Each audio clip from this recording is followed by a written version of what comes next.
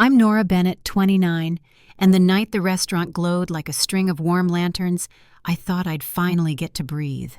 The host led me past brick walls and wide windows, the kind that catch every soft light and make the silverware look like it belongs in a magazine. My dress was the color of deep water, my hands steady, my smile practiced. Friends gathered first, the room filling with voices that sounded like home. We set sunflowers in a simple vase, and someone pressed a card into my palm, the ink still drying. The chair at the head of the table waited, hopeful as a held breath. Then the doors opened, and my parents came in late. No flowers, no quick hug, just a scan of the room to see who might be watching. The music kept playing, but the air cooled in a way I've learned not to ignore. Before I go any further, tell me where you're listening from in the comments, and tap like and subscribe if you've ever had to stand tall when the people you love did not stand with you. I grew up in a one-story house with a porch that needed repainting every spring, the kind of place where you rinse the paint tray in the grass and your dad calls it good enough. My mother believed in quiet dignity, handwritten thank you notes, and making one roast stretch across 3 dinners. My father believed in holding his head high at church even when the truck needed a new transmission. I believed in working hard and writing things down so the numbers would tell the truth when my voice shook.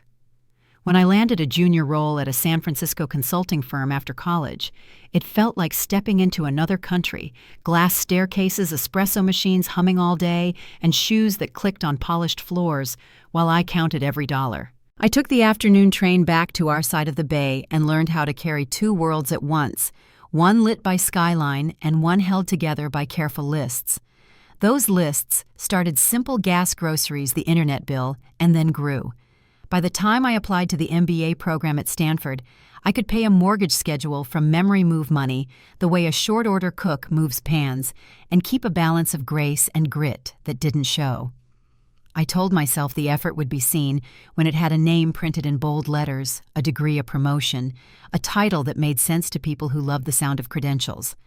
At school, I was the student who stayed to stack chairs after panels, the one who kept her hand up in case a professor's question found its way toward the back row. On weekends, I color-coded case notes and drafted emails that sounded older than I felt, then took the bus home to sit at the kitchen table and go over statements so my parents wouldn't worry. The difference between the world inside that restaurant and the one I came from wasn't just money. It was oxygen. At work and on campus, praise came with specifics, good analysis, clean presentation, strong result, and it made the next late night worth it. At home, conversation circled my sister Avery, the newness of her law firm badge, the way her future sounded shiny, even when the ink was still wet. I wanted to believe there was room for both of us, that pride wasn't something you rationed. So I picked a small Italian place on University Avenue called the Chef myself and made sure the menu had something for the vegetarian in my study group. I wrote out thank you cards by hand and tucked them into envelopes with stamps that matched. When the evening finally came together, it looked the way I'd hoped, candles, steady plates, arriving like a slow parade, voices rising and falling in easy waves. My friends toasted to long nights and spreadsheets that tried to break us. We laughed because they didn't. I watched the door and told myself I wouldn't watch it again, then watched it anyway. When my parents stepped in and took their seats, the conversation thinned around them like water in a shallow dish. They spoke of traffic, the weather, a neighbor who'd sold his boat, and then with more energy, Avery's first week at the firm. I kept my shoulders relaxed, nodded at the right places, and felt the space inside my chest narrow by half an inch.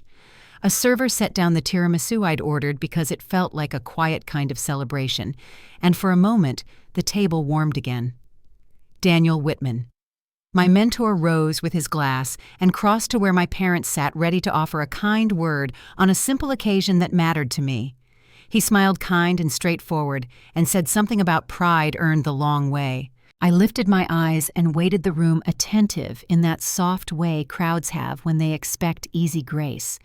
My father set his glass on the tablecloth, the stem making a small, careful sound, and opened his mouth to answer.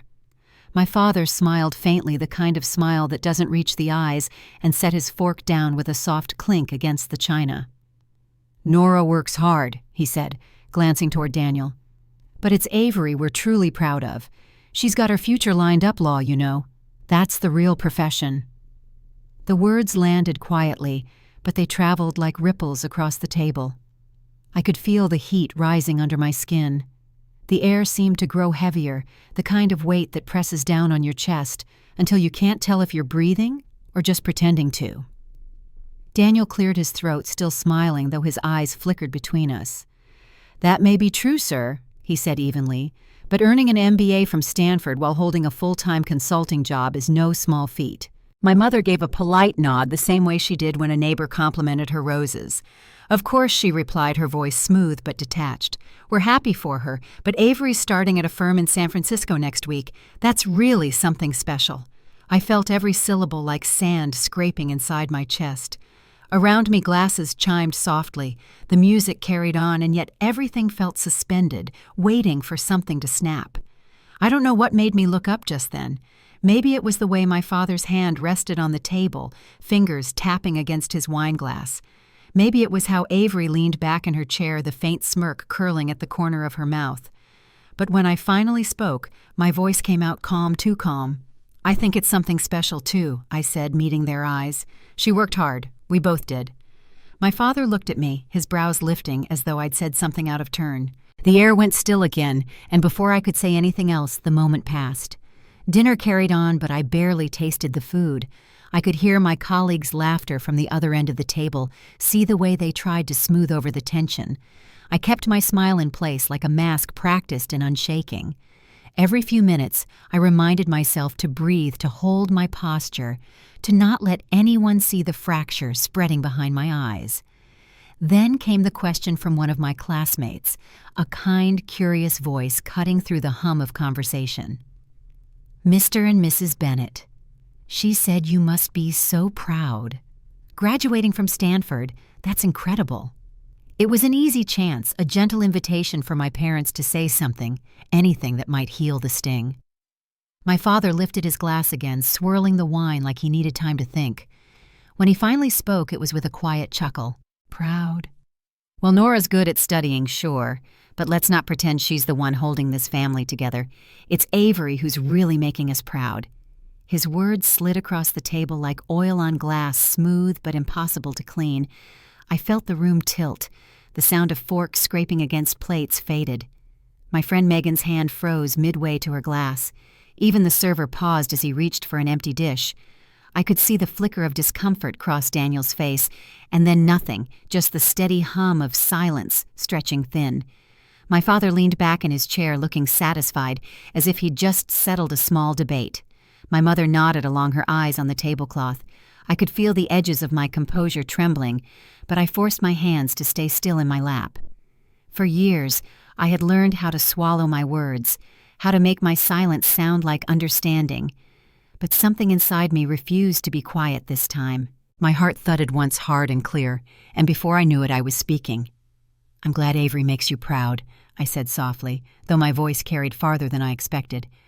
"I hope someday you'll be proud of me too." My father's expression hardened, the faint lines around his mouth deepening. "Pride isn't something you buy with tuition payments," he muttered. The words hit harder than any shout could. I looked at him, then at my mother, and I felt something inside me finally break. My voice rose, not with anger, but with the kind of calm that comes after you've been pushed too far for too long. "For the last 5 years I've been paying the mortgage, the insurance, the bills," I said. "Every light in that house stays on because I made sure it did. Avery's tuition, her car, your medical coverage. It all came from my account, every month without fail." The table went completely still. Someone's knife slipped and clattered against a plate, but no one moved to pick it up. My mother's eyes widened, her face pale. "Nora," she whispered, "this isn't the time." My father's jaw tightened. "You're making a scene," he hissed. But I didn't stop. I had been quiet for years, and now the truth was pouring out like a flood that couldn't be held back. "You want to talk about pride?" I said, my voice steady. "You want to talk about who's held this family together?" It wasn't Avery. It wasn't either of you. It was me. Every single month I made sure we didn't lose that house. And tonight, on the one night I wanted to celebrate something I worked for you, sit here and pretend I've done nothing." My mother's hands trembled against the tablecloth. My father's face flushed red. "Paying bills doesn't make you family," he snapped. The words echoed through the restaurant loud enough that heads turned from nearby tables. I could feel every eye in the room on us. My friends, my professors, even the waitstaff stood frozen in place. For a heartbeat, no one spoke. I straightened the air sharp in my lungs. "Then let her pay for it," I said quietly, nodding toward Avery. The sentence left my mouth like a stone thrown into deep water. The sound it made was small, but the ripples reached everyone. My father's hand slammed against the table, rattling the silverware. "Get out!" he shouted. "Get out right now!" Chairs scraped and someone gasped. I could feel my pulse in my throat steady and clear. I rose slowly, collecting my purse from the back of the chair. "You don't have to tell me twice," I said. My mother called my name, but I didn't turn. I walked past the rows of tables, past the candles still flickering in their small glass holders. The night outside waited cool and quiet, as if it had been listening the whole time.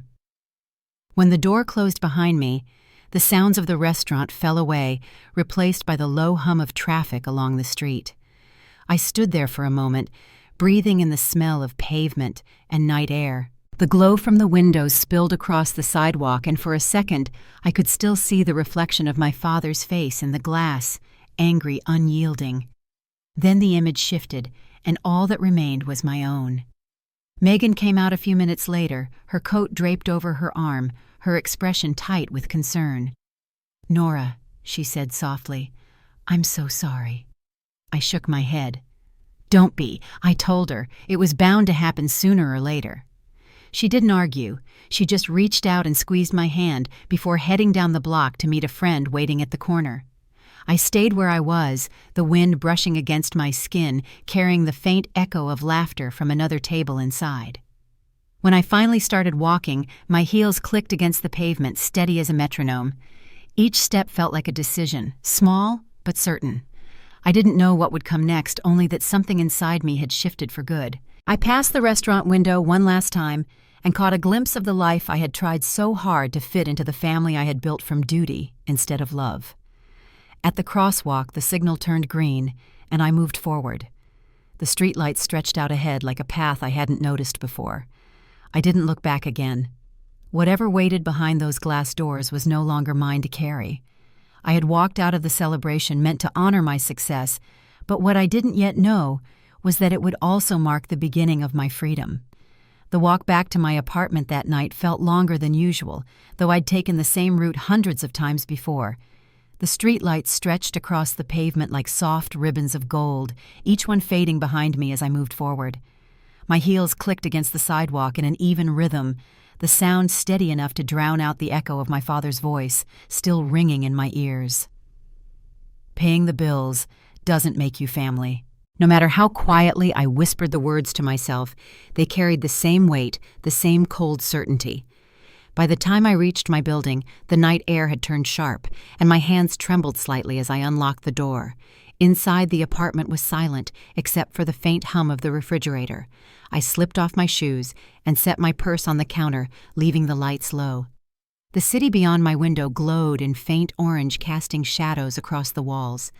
For a long time, I just stood there staring at the small living room, the hand-me-down couch, the tiny bookshelf, the coffee table marked with faint rings from forgotten mugs. Every piece in that space had come from my own effort, every single bill paid from my own account. It wasn't much, but it was mine. The thought brought a quiet kind of steadiness that I hadn't felt all evening. I sat down and opened my laptop. The screen lit up my face as my banking dashboard appeared, the rows of automatic payments lining up like a map of my exhaustion. Mortgage $1,050, utilities $280, insurance $450, tuition transfer $1,200. Each line represented a piece of myself I had handed over without question. My fingers hovered over the trackpad for a moment before I clicked cancel beside the first one. The word appeared in red. "Are you sure you want to stop this payment?" I clicked yes. Then the next one and the next. Mortgage canceled. Insurance canceled. Tuition canceled. The sound of my mouse tapping echoed softly in the quiet room, each click landing like the tick of a clock counting down to freedom. When I finished, I sat back and stared at the screen. My heart was pounding, but not from fear. It was the kind of heartbeat that comes after running for a long time and realizing you've finally stopped. I typed out an email to the insurance provider, letting them know that as of today, I was no longer responsible for the family's account. I copied the policy number, signed my name, and hit send.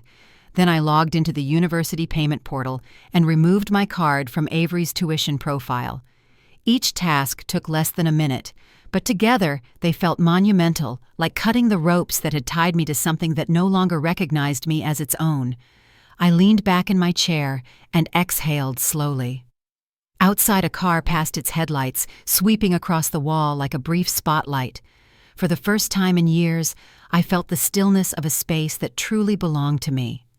I poured a small glass of red wine from the bottle left over from the dinner and carried it to the window. Below, Palo Alto's streets glimmered under the streetlights. People were still out, students heading home, couples walking hand in hand, but up here, I felt completely separate from all of it. It wasn't loneliness exactly. It was something quieter, something closer to peace. The next morning came with sunlight spilling through the blinds and the faint hum of my phone vibrating across the nightstand. The first message was from my mother. The electricity bill didn't go through. They said payment failed. Please check. Then another seconds later. Insurance has been canceled. Your father is furious. Call me now. I sat on the edge of the bed staring at the screen. The calls began almost immediately after one after another, the ringtone filling the room. I turned the phone face down on the comforter and walked into the kitchen. The coffee maker hissed softly as it brewed. I poured a cup, the scent of roasted beans mixing with the morning air. By the time I sat down, the notifications had piled up. Voicemails, texts, missed calls. Another email flashed across the screen. Mortgage payment declined. Please contact your bank to update information. One by one, the systems I had built to keep my family afloat were shutting down. I could imagine the scene unfolding at the Bennett house, my father pacing, shouting, my mother trying to reach me, Avery watching with that same detached expression she always wore when things went wrong. By mid-morning, the messages turned sharper. Avery's text appeared first. I can't believe you did this. Are you really that selfish? Mom and Dad are in tears. Then a public post appeared on her social media page. Some people only care about themselves. Imagine cutting off your family over one dinner. Within minutes, comments began to gather. I watched them scroll in the sympathy she'd expected, quickly turning into questions she hadn't prepared for. Someone from my MBA program wrote, "Wasn't she the one paying all your bills?" Another added, "Funny how people call you selfish after living off you for years." I didn't respond. The truth had already begun to speak for itself. Around noon, my phone rang again. This time it was Martha Green, our old neighbor from across the street. Her voice carried that familiar, steady tone she'd always had when something serious was happening. "Nora, honey, do you know what's going on at your parents' place?" I hesitated. "I've heard they're upset," I said carefully. "More than upset," she replied. "The police were called this morning. Your father got into a shouting match with a worker from the water company after they turned off service. Someone thought it was a domestic dispute." My chest tightened. "The police?" "Yes." Martha sighed. "It's all over the block. The neighbors are whispering. It's bad, Nora. Real bad." I thanked her and hung up, staring at the quiet coffee cup in front of me. For a long time I didn't move. I pictured the house where I grew up, its neatly trimmed hedges, the porch light I'd replaced myself the year before, the familiar windows now watching a scene that would echo through the neighborhood. My parents had always worried about appearances more than anything else.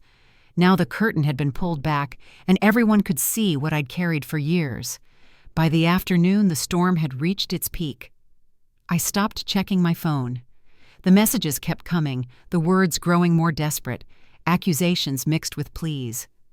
I sat by the window again as the light began to fade, the city's hum replacing the silence. The longer I stayed still, the clearer everything became. What felt like chaos to them felt like quiet to me. What they saw as betrayal, I knew, was release. That night, I poured another small glass of wine and watched the glow of headlights weave through the streets below. Somewhere I knew my parents were still shouting, still blaming, still refusing to see how their house had stayed standing for so long. Every bill, every light switch, every comfort, they had all been extensions of me. And now without me, the truth stood bare. There was no revenge in it. It was simply the end of pretending. I didn't sleep much that night, but when morning came, the world felt different. The first call I answered wasn't from family or friends, but from Daniel, my mentor. His voice was calm, professional, the same tone he used when a client project went off track. "Take the day if you need it," he said. "You've earned it." I thanked him quietly and promised I'd be in soon. Then I dressed, tied my hair back, and stepped out into the crisp air. As I walked to the train station, the city moved as it always did, steady, indifferent, alive. People hurried past with coffee cups and briefcases, and the sound of traffic carried down the street like a rhythm that didn't stop for anyone. I thought about the night before, about the canceled payments, about the silence that had followed. Every step felt lighter, though I couldn't say why. When I reached the platform, the train lights cut through the fog, and I knew I was ready for whatever came next. What I didn't realize then was that this quiet before the next storm wouldn't last long. By the start of the following week, the consequences of my decision would come crashing through the one place I thought was safe, the glass lobby of my own workplace. By Monday morning, I had convinced myself that the worst had already passed. The weekend storm of phone calls and messages had quieted overnight, and for the first time in days, my apartment felt still. I got ready as usual, gray suit, clean blouse hair, tied back a small touch of mascara. The reflection staring back at me in the mirror looked calm, though I knew better than to trust appearances. The train ride to San Francisco was quiet. I sat by the window, coffee in hand, watching the city rise from the fog as if nothing had changed. When I reached the office, the glass doors slid open with their familiar hush. The lobby smelled faintly of espresso and new paper, and for a moment everything felt almost normal. I walked past reception, greeting the front desk associate with a small smile before stepping into the elevator. It wasn't until the doors opened onto the main floor that I noticed the unusual silence. Conversations seemed to stop mid-sentence. A few colleagues glanced up their eyes, uncertain, then turned back to their screens. I made it halfway to my desk before I heard it raised voices echoing from the reception area below. I couldn't make out the words, but the tone was unmistakable. Someone was angry. I looked toward the glass railing and saw people gathering near the mezzanine edge. One of them turned and whispered, "Nora, I think it's your parents." The world seemed to tilt slightly. My body moved before my mind caught up. I walked back toward the elevator, my pulse thudding in my ears. When the doors opened onto the lobby again, I saw them immediately. My father stood in the center of the marble floor, face flushed red, his voice carrying across the open space. My mother clung to his arm, her eyes swollen and glossy, her voice rising and breaking in turns. The receptionist looked helpless behind the counter, caught between professionalism and panic. 2 security guards stood nearby, uncertain whether to intervene. As soon as my father saw me, his expression sharpened. "There you are!" he shouted, pointing a trembling finger. "You've destroyed this family, Nora. Everything we built, everything we had, you've thrown it all away." The sound bounced off the glass walls, far too loud for an office lobby. Heads turned in every direction. My mother tried to step forward, her hand reaching toward me. "Please," she cried, "just fix it. We can't pay the bills. The bank's calling. The insurance is gone. Do you want us to lose our home?" I stayed where I was, only a few feet away, but feeling as if an entire lifetime stretched between us. "Mom," I said quietly, "this isn't the place." But my father cut in, his voice booming again. "The place? You think I care about that now? You owe us. You wouldn't have gone to Stanford without me, without what we sacrificed. Don't stand there pretending you don't." Behind me, I heard the click of heels and the low murmur of coworkers gathering. I caught Daniel's voice somewhere near the back, calm but firm, trying to signal to security to stay patient. I looked back at my father. His face was drawn tight, his hands still shaking. "No," I said, keeping my tone even. "You're wrong. I don't owe you. I paid every bill, every mortgage payment, every premium. The only thing I owe now is peace." For a second there was silence. Then he let out a sharp laugh, half disbelief, half anger. "Peace," he repeated. "You think cutting your family off gives you peace?" His voice dropped lower, though the tension in it made the words sting harder. "You wouldn't even have this job without us." Something inside me steadied. I straightened my shoulders, feeling the heat of every pair of eyes in that lobby. "If it weren't for me," I said, "you would have lost the house 5 years ago. You would have lost everything. I don't owe you gratitude for carrying the weight you never noticed." My voice didn't shake. For once, it sounded exactly as it should, calm, measured, final. A quiet murmur spread through the room. I caught Evan Lewis, one of the firm's directors, standing near the hallway, with his arms folded, his expression unreadable. My mother's sobs broke the stillness, her voice trembling. "Nora, please," she whispered. "We can't live like this. Just help us this one time." "I've already helped 100 times," I said gently, "and every time you made me feel like it was never enough." My words hung in the air, not loud, not sharp, just steady enough to be heard. My father's mouth opened, but nothing came out. His anger had run out of places to go. I looked toward the guards and gave a small nod. "Please escort them outside," I said. The older guard, a man I'd seen for years greeting employees in the morning, hesitated for half a second before stepping forward. He spoke softly but firmly, guiding my parents toward the exit. My mother turned once more, her face streaked with tears. My father resisted, briefly muttering under his breath, but in the end he followed. The glass doors slid open with a quiet hiss, and then they were gone. The silence that followed was almost heavier than the noise before. For a long moment no one moved. Then Daniel stepped closer and rested a hand on my shoulder. "Take a minute," he said quietly. I nodded, still watching the doors as they closed. My reflection lingered there for a heartbeat before disappearing into the glass. I went back upstairs and sat at my desk, though I didn't touch the computer.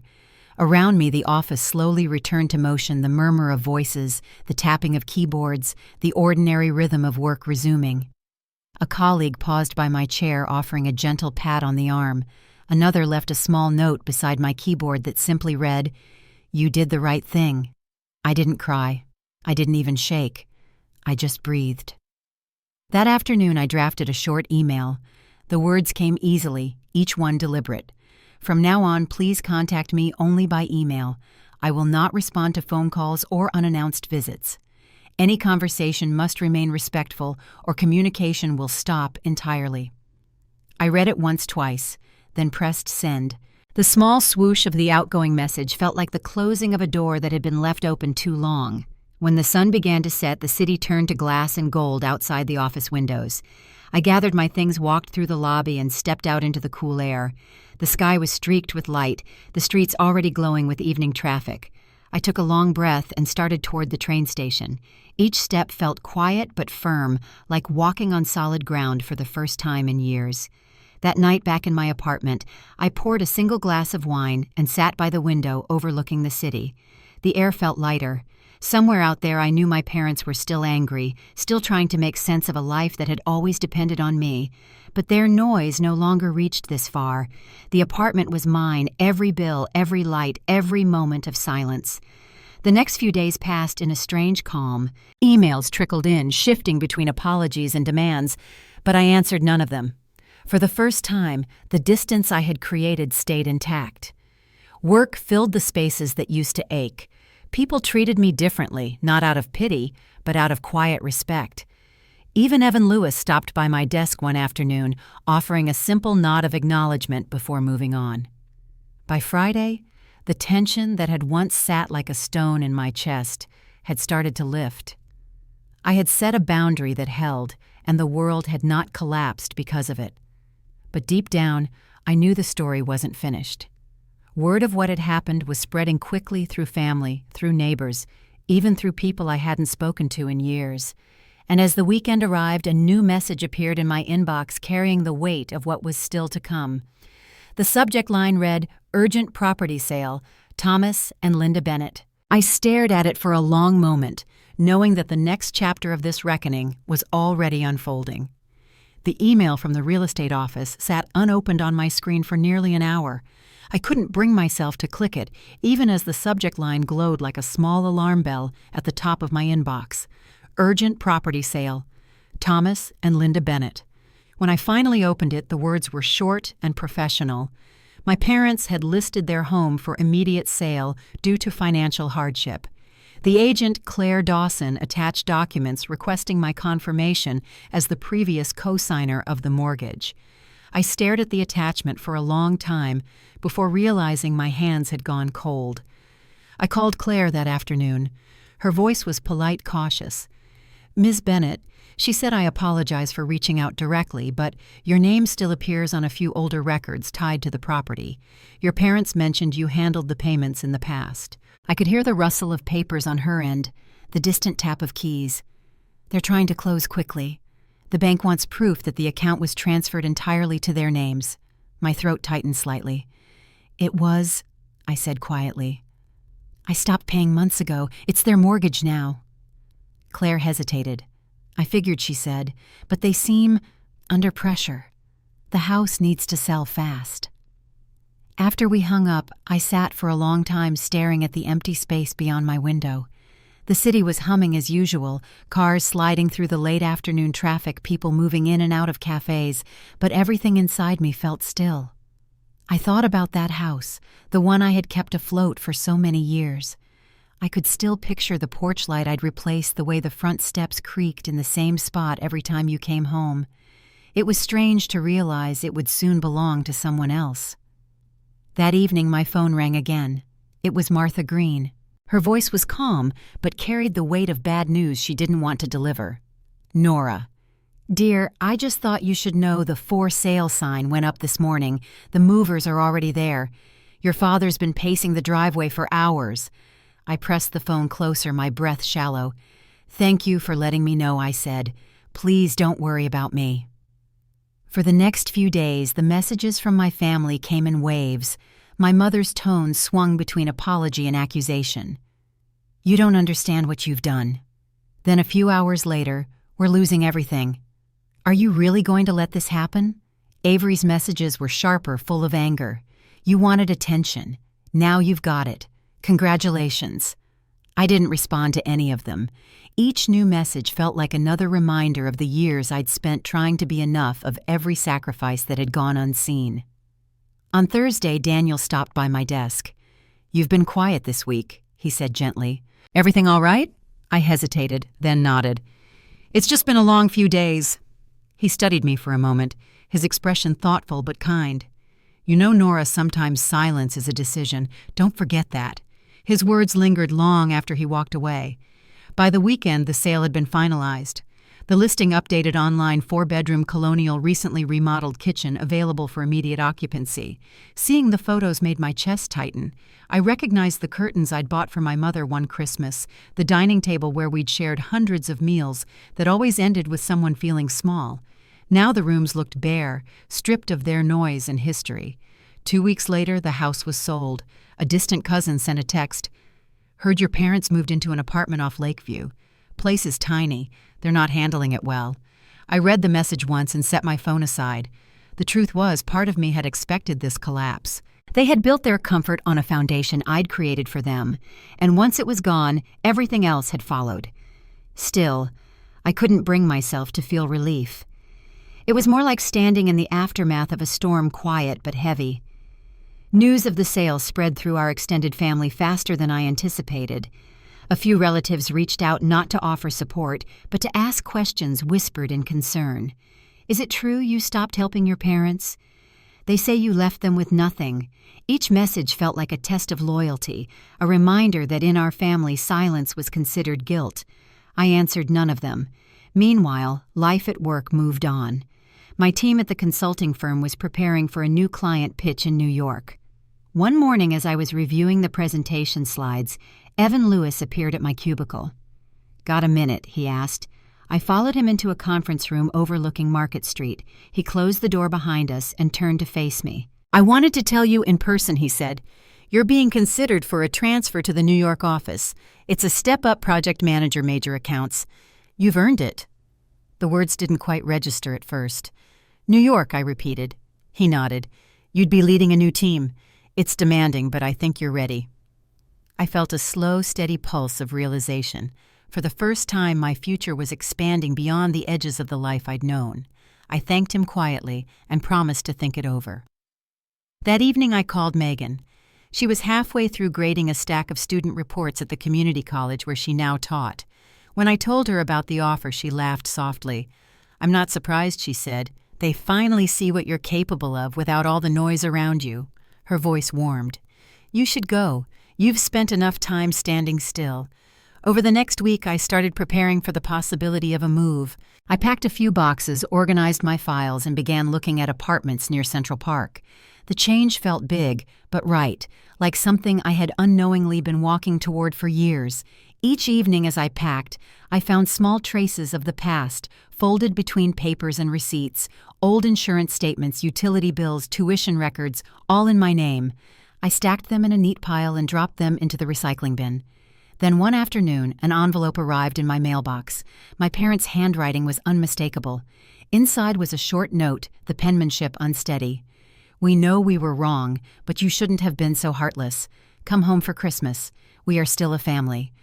I sat at the kitchen table for a long time, staring at the paper. The words didn't sting the way they once would have. They just felt hollow, like echoes from a house no one lived in anymore. That night I typed a short reply. Until there's a sincere apology, we cannot call ourselves a family. I wish you well. I read it twice before sending. When I pressed send, the tension in my chest eased, leaving behind something close to peace. The day of my official transfer came sooner than I expected. The flight to New York left just after sunrise, the city beneath the clouds turning smaller with each passing minute. I watched until the coastline disappeared, then closed my eyes and let the steady hum of the engines carry me forward.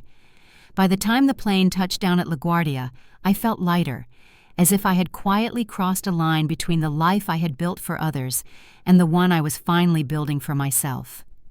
A month later, I signed the lease on a small apartment overlooking Central Park.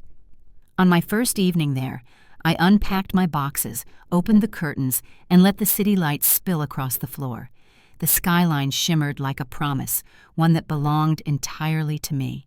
But even as I settled into my new rhythm, a small envelope arrived one morning, addressed in my parents' handwriting. This time it wasn't a letter. Inside was a faded photograph of our old house, the porch light still glowing, and a note that simply read, "Do you ever miss us?" I set it on the windowsill, the sunlight catching its edges. I didn't answer, not out of anger, but because I knew some questions were meant to stay unanswered. What I didn't realize then was that the next letter waiting for me would not come from my parents. It would come from someone I hadn't expected at all, someone who would remind me that family could mean something entirely different than blood. The letter that arrived the following week wasn't from my parents. It came in a pale blue envelope, handwritten in neat cursive. The return address belonged to Daniel and his wife Grace. Inside was a short note. Daniel mentioned your move to New York. I wanted to welcome you properly. Dinner this Friday if you're free. We'd love to see you. By the time Friday came, the city was wrapped in early spring chill. I left the office just after sunset and took the subway uptown. Their apartment was on the Upper West Side overlooking the park. The doorman greeted me by name as if he'd been told to expect me. When I stepped inside, the place felt instantly warm, soft light, jazz playing low, and the faint smell of something roasting in the oven. Grace met me at the door with a kind smile.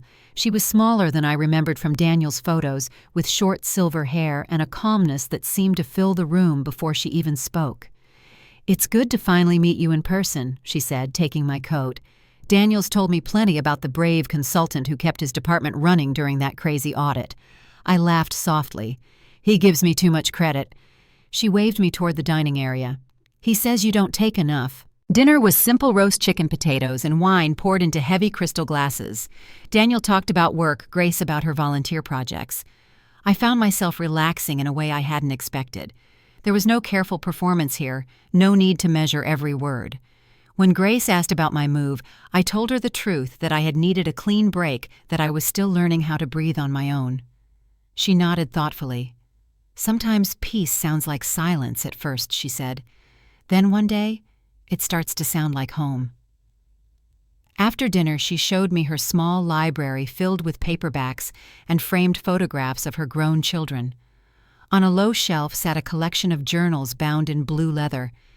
I used to help women at the shelter keep records of their goals, she explained. Writing things down helped them see their progress when everything else felt stuck. She smiled gently. You might try it. There's power in recording your own story. When I got back to my apartment that night, the city lights glimmered through the window and Grace's words lingered. I found an old notebook in a desk drawer and opened to the first blank page. For the first time in years, I wrote for myself, not a budget, not a report, but a record of what I wanted to become. In the weeks that followed, life in New York settled into a quiet rhythm.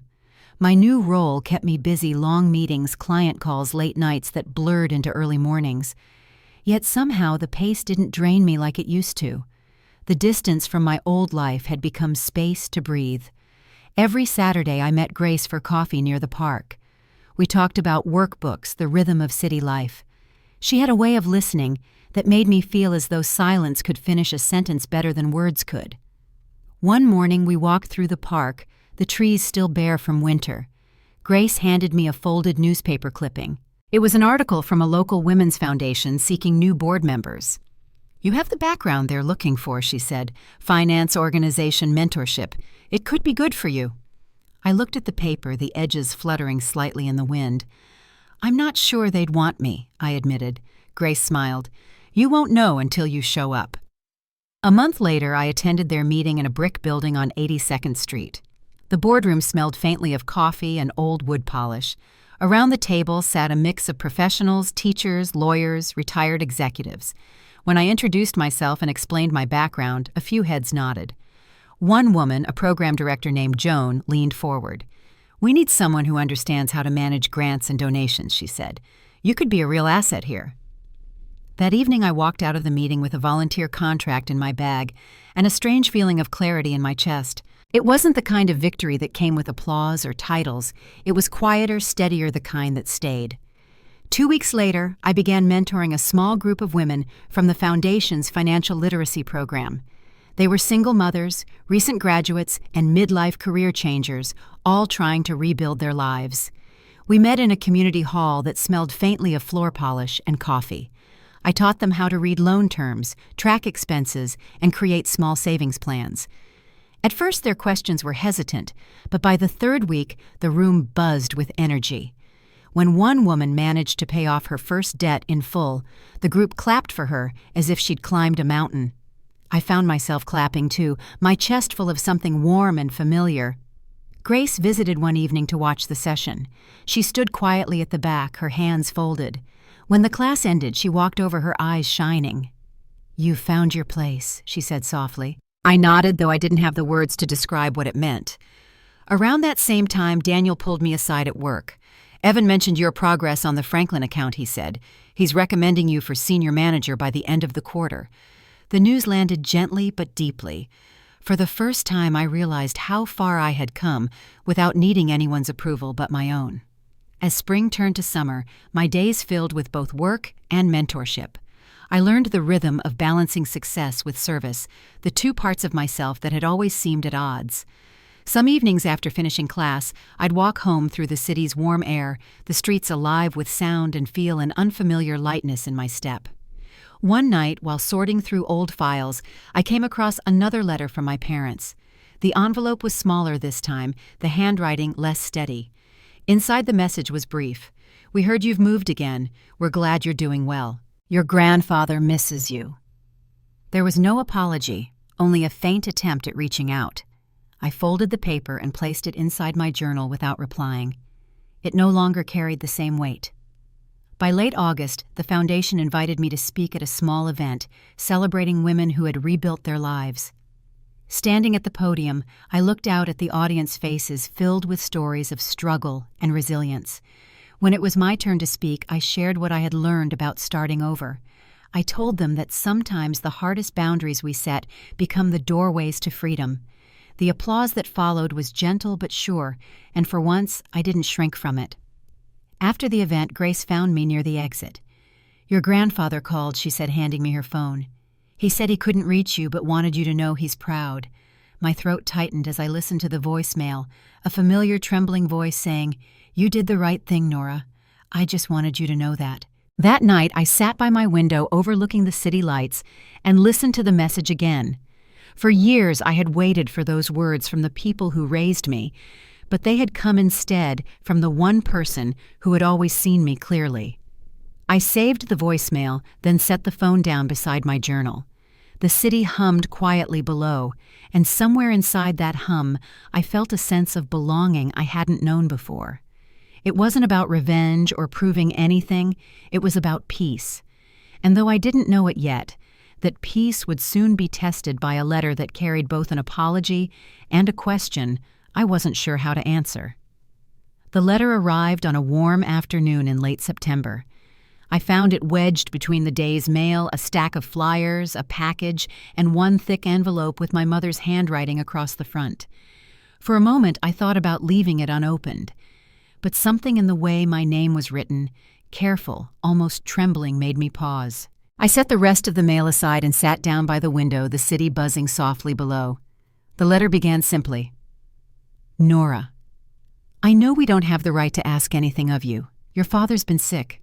It's nothing life-threatening, but it's made him see things differently.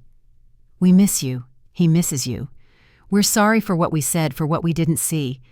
If you could spare an afternoon to visit, we'd like to talk. The signature at the bottom was in both their hands, Love, Mom, and Dad. I read it twice, then folded it neatly and placed it on the table. My chest felt tight, but not from anger, just the quiet weight of what those words carried. For years, I had imagined an apology that would fix everything. This one wasn't that, but it was something. That evening, I met Grace for coffee near the park.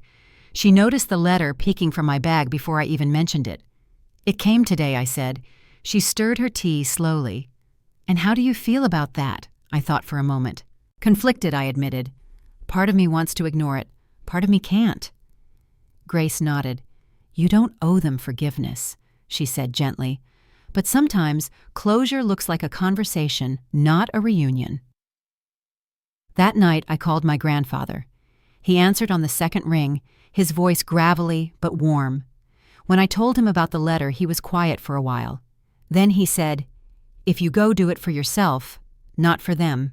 Sometimes peace means showing up once to say what should have been said years ago."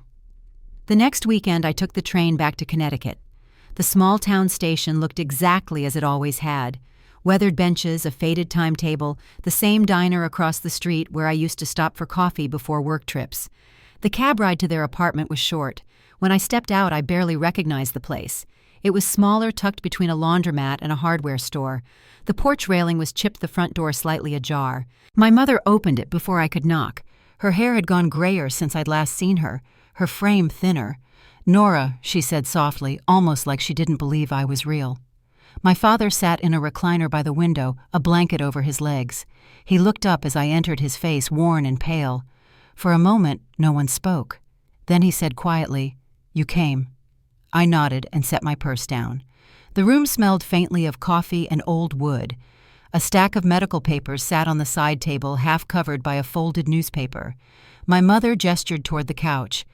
"Sit, please," she said. "Can I get you something, tea?" I shook my head. "I'm fine." The silence stretched until my father cleared his throat. "I've had time to think," he said slowly. "About the house, about everything. You were right. We took advantage of you." His voice caught slightly, but he went on. "I thought I was doing what was best, keeping the family together. But I see now I was just keeping control." My mother's eyes glistened as she nodded beside him. "We didn't realize how much we'd asked of you, how much we'd hurt you." Her hands twisted in her lap. "We can't change the past, but we wanted you to know that we see it now." The words hung in the air, simple and raw. For the first time in a long while, I didn't feel the need to fill the silence. I just listened the way I used to as a child when I hoped they'd say something kind and real. When my father finally looked up, his eyes were rimmed red. "You were always the strong one, Nora. I just didn't know strength could look like leaving." Something inside me eased then, not forgiveness exactly, but understanding. I took a slow breath. "I'm glad you said that," I said quietly. "I didn't want revenge. I just wanted you to see me." For a while we talked carefully, like people relearning each other's language. They asked about New York, about my job, about the foundation. I told them about Grace and Daniel, about the women I mentored, about how helping others had rebuilt something inside me I didn't know was broken. My father smiled faintly. "That sounds like good work," he said. "Real work." Before I left, my mother handed me a small box. Inside were a few photos, me in my cap and gown, a family trip to Maine, a picture of the house before it sold. "These were in the attic," she said. "We wanted you to have them." I closed the box and thanked her. It wasn't much, but it felt like the first honest gesture in years. Outside, the evening light had turned golden. I walked to the corner before calling a cab, then turned once more to look at the apartment. Through the window, I could see my parents sitting side by side, their silhouettes framed by the warm glow of the lamp. For the first time, the image didn't hurt. It just was. The train ride back to New York was quiet. I watched the landscape blur past the fields, giving way to city lights. When I reached my apartment, I placed the small box on my desk and sat beside it for a long time. I thought about what Grace had said, that closure didn't always mean reconciliation. Sometimes it just meant peace with the truth. The following week at the foundation, Joan pulled me aside after a meeting. "We've been reviewing applications for the new leadership fellowship," she said. "Your name came up. Would you be open to running the mentorship program full-time?" I blinked, surprised. "Full-time?" She smiled. "It's a big step, but you've already built half of it. We just want to give you the platform." That evening I called Grace to tell her. She laughed softly. "See what happens when you stop living in reaction and start living in purpose." I smiled. "You sound like Daniel. He learned it from me," she said, and we both laughed. A few days later, I sent one last letter to my parents. I told them I appreciated their honesty, that I wished them health, and that I hoped we could move forward, not as the same family, but as people learning to do better. I didn't promise visits or holidays. I didn't need to. The understanding was enough. That weekend, the city was alive with the sound of autumn beginning, the rustle of leaves, the chatter of people in the park, the scent of roasted coffee drifting from the corner cafe. I walked along the edge of the reservoir, the water glimmering with evening light.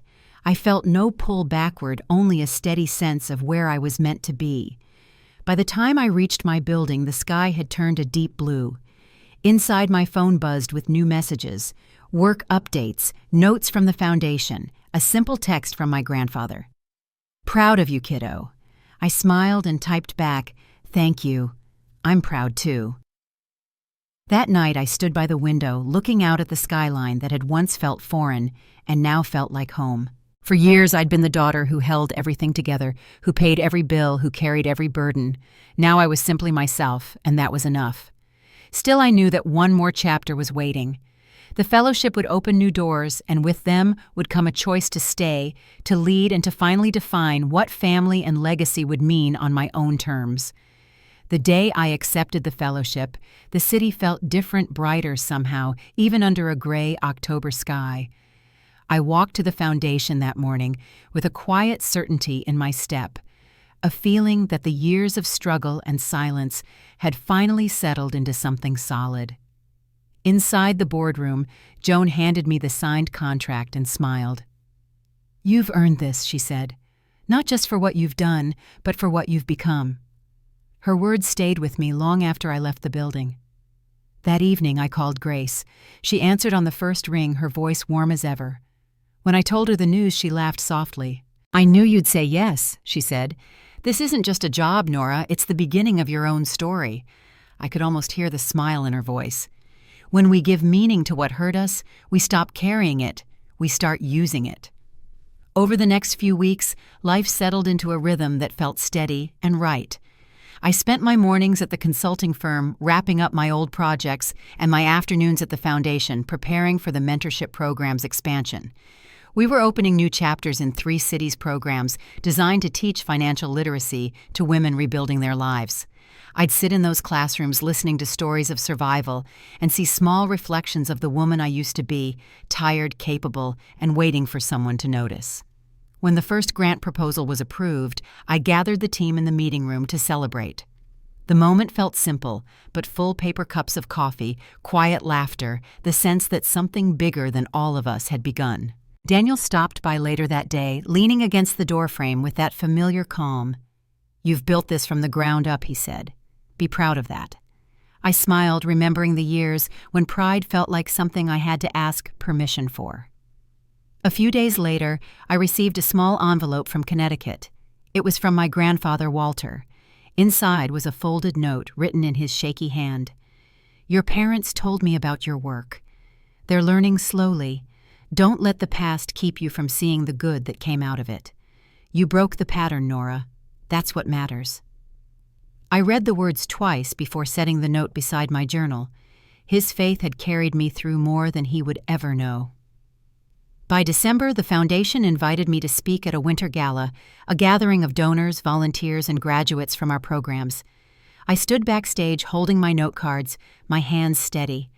When my name was called, the applause felt like a soft wave rising and falling around me.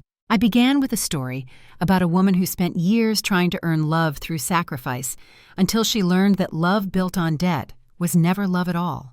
I told them that sometimes the hardest thing we'll ever do is choose ourselves and still remain kind. When I finished, the room was silent for a heartbeat, then filled with quiet applause that felt less like noise and more like understanding. After the event, I stepped outside into the cold night air. Snow had begun to fall soft and slow, blanketing the city in white. The lights of Central Park shimmered in the distance, and for the first time in years, I didn't feel like I was looking at someone else's life. This one was mine, earned, rebuilt, and real. Later that week, my parents sent a card. Inside was a photo of them standing beside a small Christmas tree in their apartment. Beneath it, a single sentence: "We're proud of you, Nora." There were no long explanations, no attempts to rewrite history, just 7 quiet words that landed gently where old wounds once were. I placed the card beside my grandfather's note and left it there. I didn't need to call. Some words are meant to rest where they fall. The new year came with the kind of calm I'd once thought belonged to other people. My apartment overlooked the park. My work felt meaningful, and my circle, small but true, was enough. Grace and I still met for Sunday walks, Daniel still checked in between projects, and Megan visited whenever her teaching schedule allowed. The life I had built wasn't loud or grand, but it was whole. Looking back now, I can see how every silence, every rejection, every painful moment had carved space for this version of me to exist. The girl who once paid for everything and received nothing had finally learned the difference between being needed and being valued. My story didn't end with revenge or resentment, it ended with peace. If there's one thing I've learned, it's that justice isn't always a courtroom or a confrontation. Sometimes it's the quiet act of choosing to live well to keep your dignity intact and to build a life that no one can take credit for but you. And if you've ever had to walk away from the people who couldn't see your worth, I hope you find what I found, that peace isn't given, it's created. Brick by brick, choice by choice. Until one day you wake up and realize you built your own home. Before you go, I'd love to know, have you ever had to reclaim your life after being taken for granted? Share your story in the comments. And if this one stayed with you, take a moment to follow along. You never know who might need to hear that it's never too late to start again.